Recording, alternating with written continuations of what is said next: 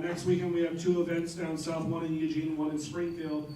And then, I don't know if we have anything up here for another 2 weeks. But yeah, we have events pretty regularly throughout the month.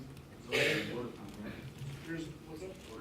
Bordertown Comic-Con is coming up in Ontario, Oregon. Like I try and schedule these events to where we are just as far out as we can. We have ambassadorship that we go and do wherever we can to get the name out. Yes, you had a question.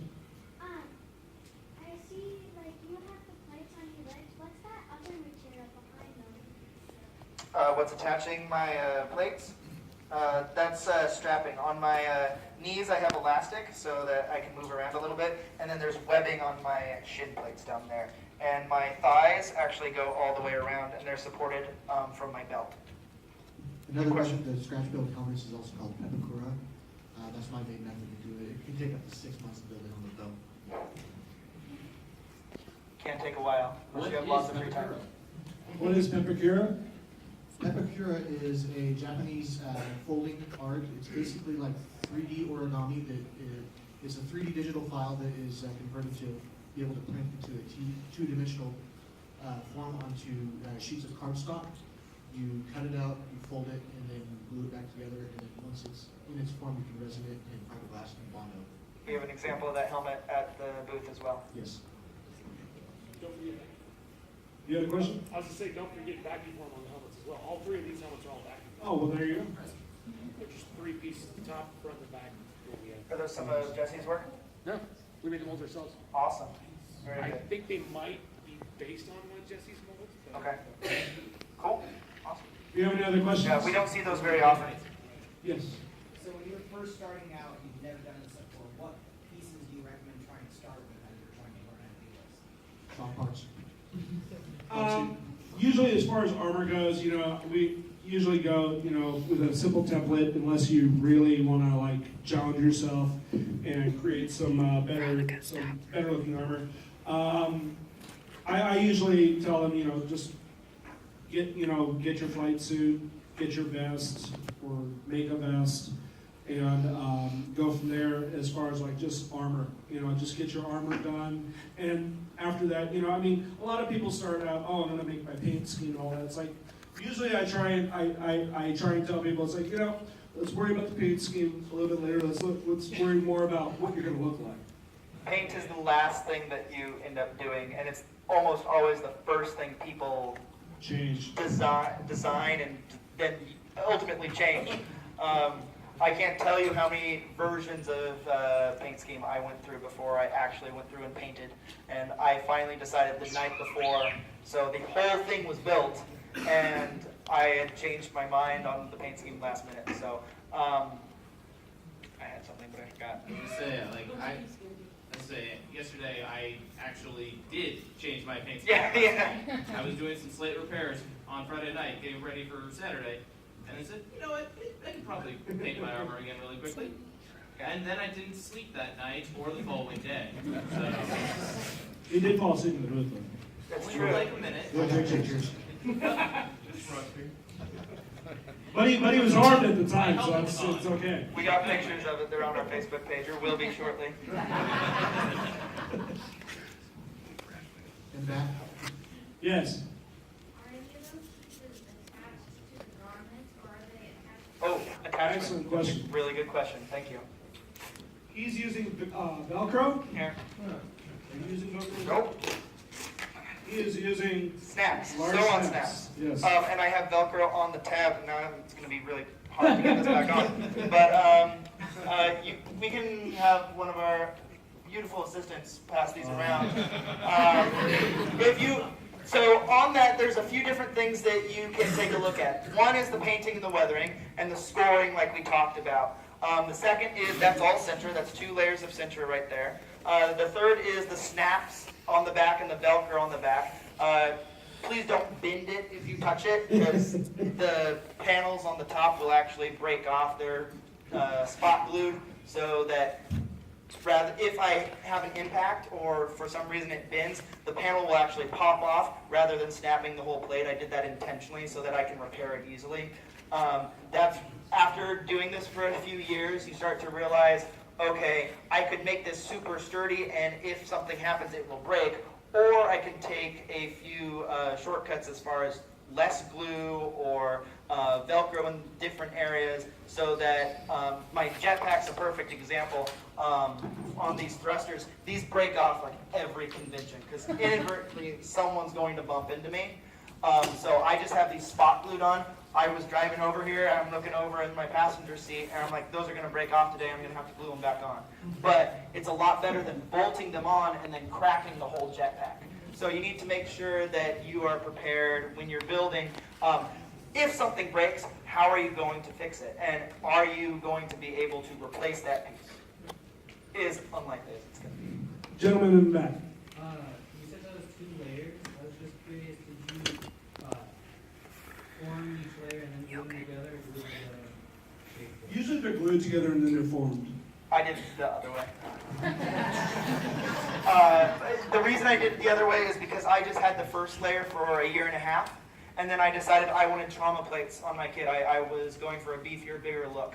And so I actually cut the trauma plates and then formed them directly onto the other one and then glued them on. But yes, if you're going all at one time with the trauma plate system, which is gaining popularity. Yeah. It's become a big thing all over the country, actually, It's big. recently. All the kids are doing it.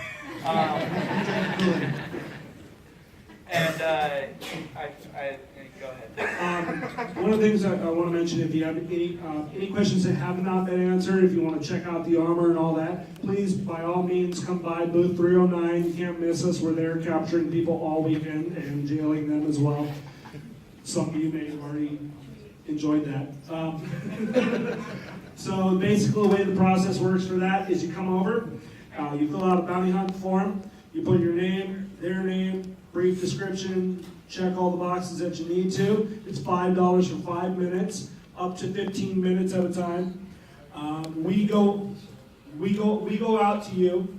We accompany you. You point out the person that you want us to put into custody. We put them into custody. We bring them back, the walk of shame, put them in a jail cell. We get to take the pictures of shame, and everybody has a good time. And all the funds go to Children's Cancer Association. I'd just like to thank you for building this. Rob put tons of work and energy into building our jail cell and putting all of this together this weekend. So if anyone deserves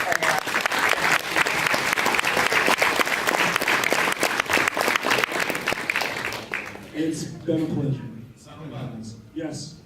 Sorry. You on the approval board. I'm sorry, what? Oh, right.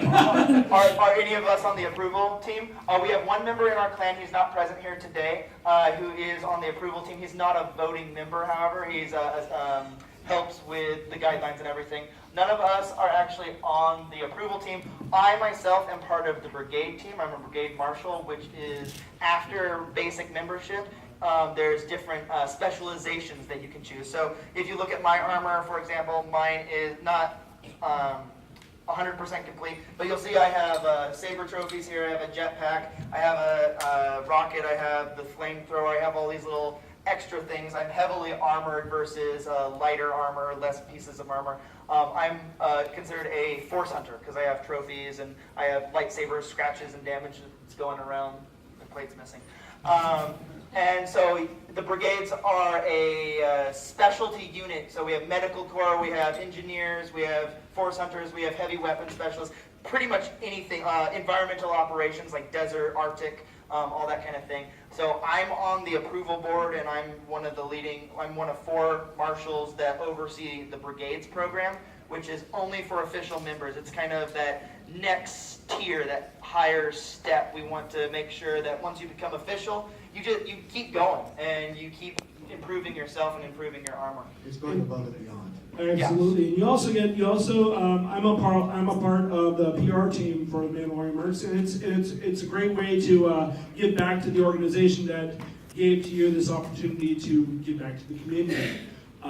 They don't, they put out announcements every once in a while asking if you have these qualifications, art team, PR team, news team, whatever it is, and they give you an opportunity to kind of give back to the club again and be a deeper part of it.